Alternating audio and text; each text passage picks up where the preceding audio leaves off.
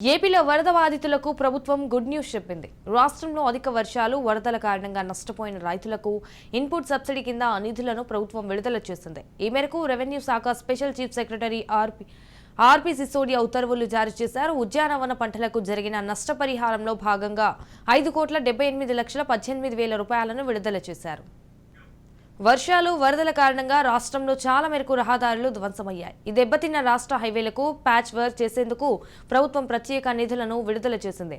290.40 కోట్ల నిధుల విడుదల చేస్తూ రెవెన్యూ శాఖ స్పెషల్ చీఫ్ సెక్రటరీ ఉత్తర్వులు జారీ చేశారు.